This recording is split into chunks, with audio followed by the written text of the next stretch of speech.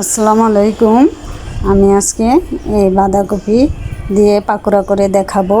আমি এই বাঁধাকপি থেকে কিছু বাঁধাকপি কেটে নিয়েছি, এই দেখেন কুচি করে। এখন রসুন আর কাঁচামরিচ কুচি, জিরা গুঁড়া দিয়ে দিলাম। এখন কর্নফ্লাওয়ার আর চালের গুঁড়া আর আটা দিয়ে দেব। এই যে এখন দিয়ে দিলাম। এখন হলুদ গুঁড়া দিয়ে দিচ্ছি, লবণ দিয়ে দিলাম,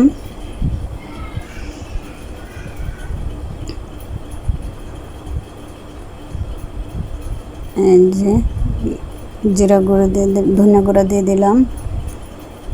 এখন আমি ভালো করে এগুলো মেখে নেব।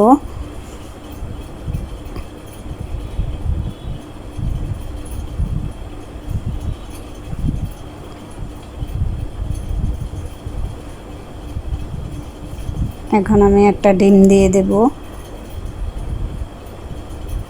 আমি কোনো পানি দেব না, সেই জন্য একটা ডিম দিয়ে দিলাম।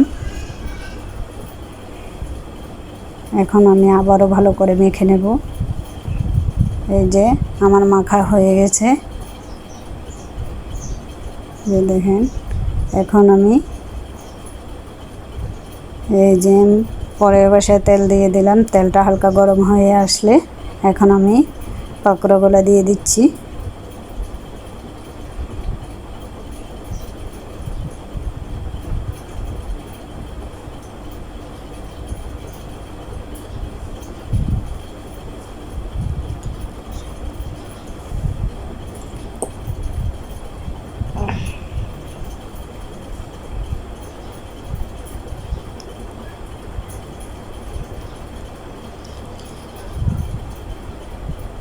এই যে আমি পাকোড়াগুলো দিয়ে দিলাম। এখন হালকা হয়ে আসলে আমি উল্টিয়ে দেব। এইভাবে সবগুলো উল্টিয়ে দেব।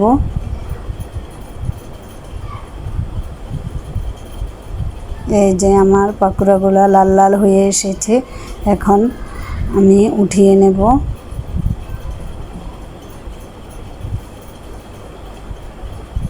এই যে আমি উঠিয়ে নিচ্ছি।